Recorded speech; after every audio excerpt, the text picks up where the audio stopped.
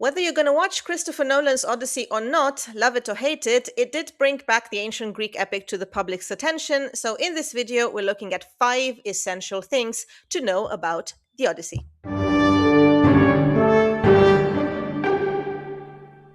The Odyssey is very different than its predecessor, the Iliad, because its main concern is the hero's homecoming, or the so called nostos.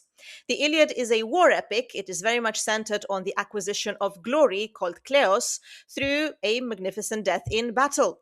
Achilles and Hector find meaning in the absolute pursuit of honor. On the other hand, the Odyssey really is a peace epic where the hero wants to survive and to return to his domestic sphere. This shift of focus redefines the heroic paradigm because martial prowess makes way for resilience and strategy. The Odyssey also seems to possess a fairy tale quality because it resolves its central conflicts through love, reconciliation, and the restoration of the hero's household. The gods are active participants in both the stories, but their focus shifts as well. In the Iliad, divine intervention often dictates the tide of war, but in the Odyssey, the gods tend to act in a more personal manner. For example, the goddess Athena acts as a patron to Odysseus and Telemachus. Central to the epic is, of course, the complex hero and his intellectual abilities. His name would have been pronounced in ancient Greek something like Odysseus, unlike modern Greek, which is more like Odysseus. He is described with the epithet polutropos, meaning of many turns, and possessing the quality of metis, meaning cunning or craftiness. So this is no longer Achilles with his singular tragic wrath. His heroism is quite different. It is based on a nuanced and deceptive intelligence that allows him to navigate diverse social and supernatural landscapes. He tactfully persuades the nymph Calypso to let him go. He cautiously appeals to the princess Nausicaa. He blinds the Cyclops strategically under a pseudonym and suppresses his emotions when he gets home, and many other examples.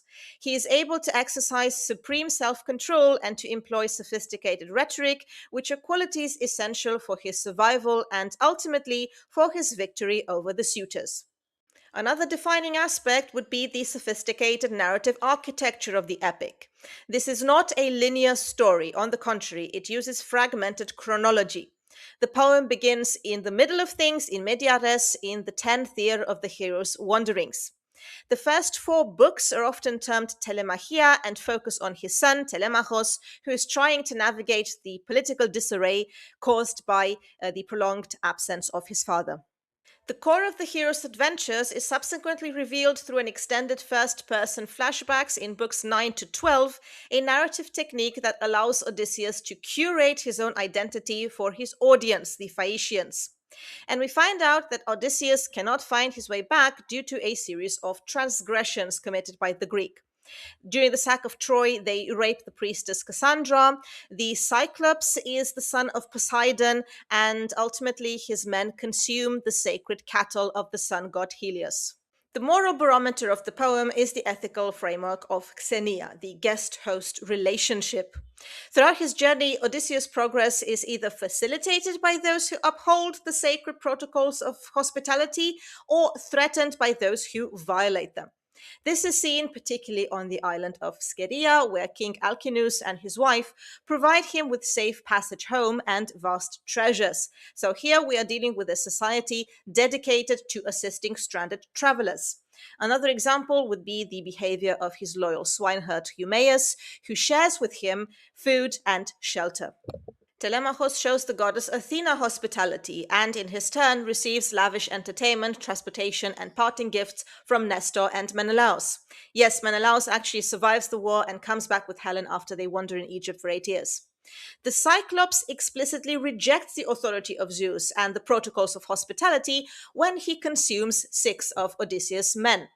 And the ultimate example are the suitors occupying Odysseus' palace. They violate Xenia and they're condemned for devouring the resources without an invitation from Odysseus.